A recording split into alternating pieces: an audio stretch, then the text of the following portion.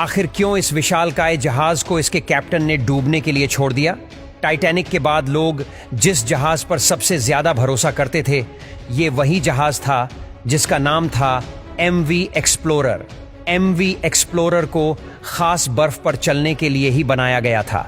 इस जहाज ने तो कई सारे जहाजों को एंटार्कटिका में भी बचाया था, लेकिन फिर इस जहाज के साथ एक हादसा हुआ और इस जहाज को इसके कैप्टन ने हमेशा के लिए डूबने को छोड़ दिया।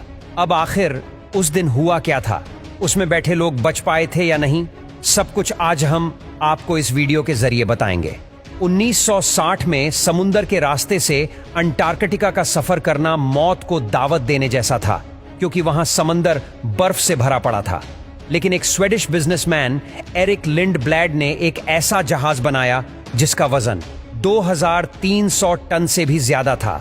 नॉर्मली बर्फ पर चलने वाले जहाज अलग से होते हैं, उनके आगे आइस ब्रेकर लगा रहता है, लेकिन इस जहाज का वजन ही बर्फ को तोड़ देता था और ये जहाज लोगों को अंटार्कटिका की सैर करवाने के लिए ही बनाया गया था।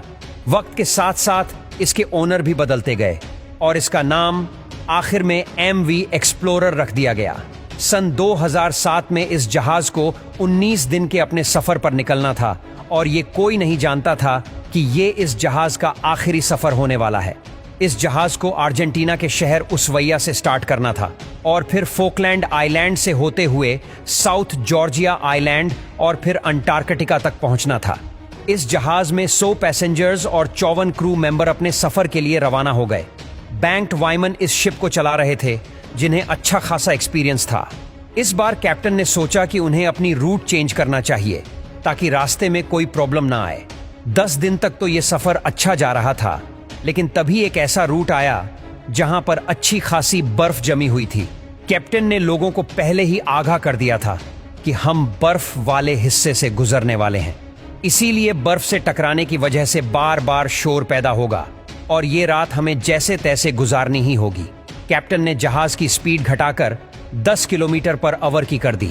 रात के 10 बजे थे, इसीलिए कैप्टन को लगा कि ये बर्फ अभी अभी नहीं जमी हुई है और ये जहाज इसे तोड़ लेगा, लेकिन कैप्टन को ये नहीं पता था कि आगे मोटी बर्फ की चादर है जो बहुत टाइम से जमी पड़ी है। आधी रात को शिप के नीचे से एक जोरदार आवाज आई और पता चला कि शिप एक सख्त बर्फ के टुकड़े से टकराकर रुक गई है।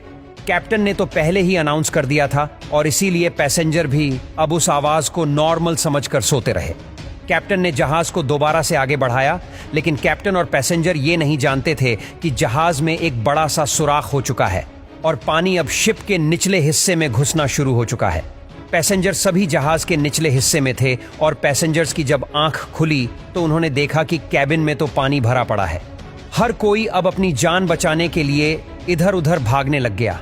कैप्टन को जब पता चला कि ये शिप अब काबू में नहीं है, तो कैप्टन ने फटाफट जहाज को खाली करने का ऑर्डर दे दिया। शिप बर्फीले इलाके से तो निकल गई थी, लेकिन वो एक तरफ झुक चुकी थी।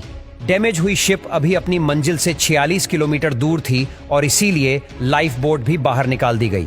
पैसेंजर्स सभी उसमें बैठ गए, लेकिन लाइफ बोट पर अंटार्कटिका की ठंड में ज्यादा देर रहना पॉसिबल नहीं था।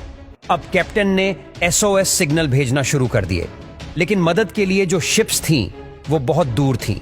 इंजन को दोबारा स्टार्ट करके शिप को सीधा करने की कोशिश भी करी गई, लेकिन पानी कंट्रोल रूम तक चला गया था और इसीलिए इंजन फिर से बंद हो गया।